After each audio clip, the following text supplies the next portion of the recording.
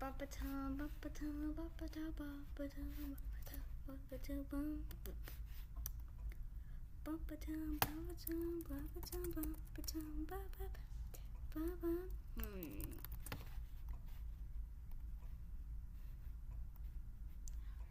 What?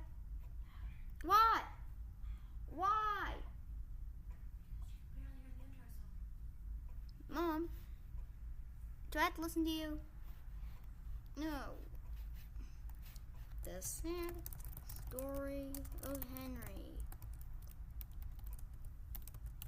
An excerpt from the Railway Engines.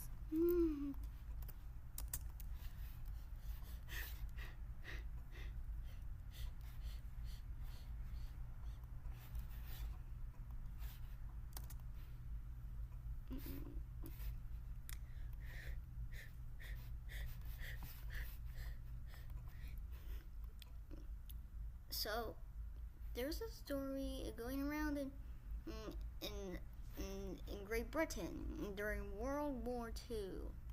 It was not published until 1945. The story began with once when an engine when fixed to a train was afraid of a few drops of rain. It went through a tunnel and squeaked its funnel and didn't come out again. The story went a little like this. There was an engine going through that was just going to go through a tunnel, but it stopped before anyone could think what the train was going to do next, because the engine was afraid of the rain, which is obvious from the beginning rhyme. The engine had a name. It was Henry. When it went through a tunnel and was safe and didn't want to come out again because it was storming hard.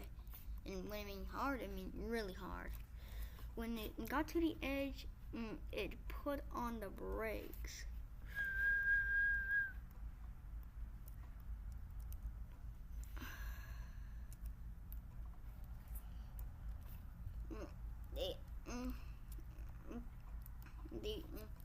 The driver and fireman pleaded with the driver.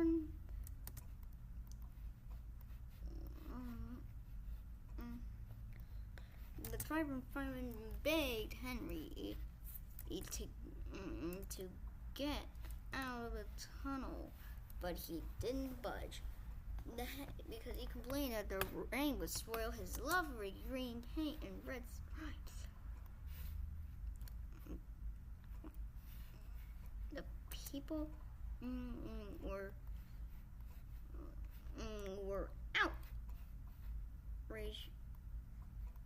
outraged that their train wouldn't go any further, so they decided to push it forward and force it to come out.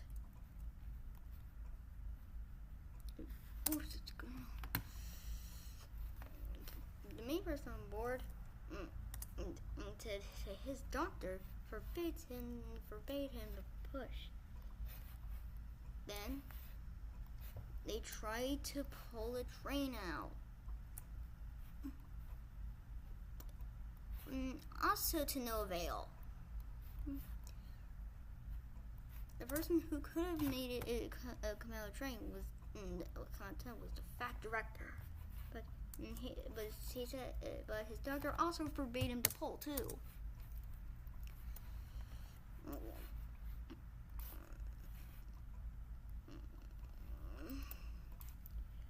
So they needed an engine to force Henry out of the tunnel.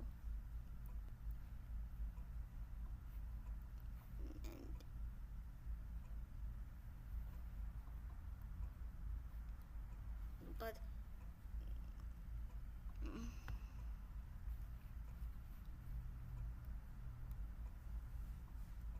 it's taken a long time to load. I'm looking for the perfect engine to help to try and push Henry out of the tunnel. And they tried to use it using Edward,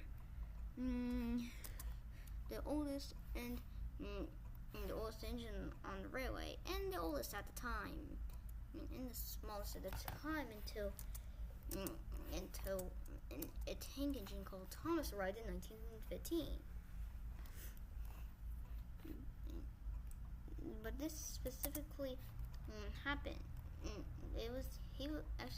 Edward was actually the second smallest because Thomas arrived in 1915, and this story takes place in around 1923.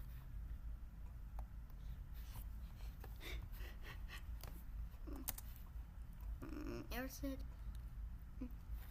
"I will try to get Henry out of the stupid tunnel." He saw it and apply brakes.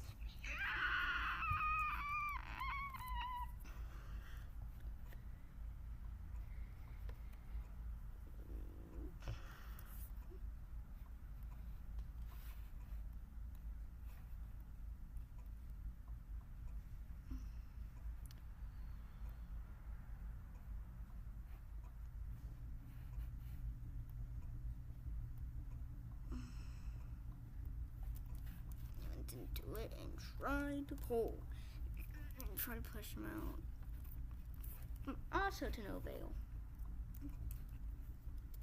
He decided enough was enough. The director said to Henry a severe punishment. "We shall take away your rails and leave you here until you're ready to come out." So they walled up Henry, but it wouldn't stay there forever, because in the next part he would come out, and that's the end.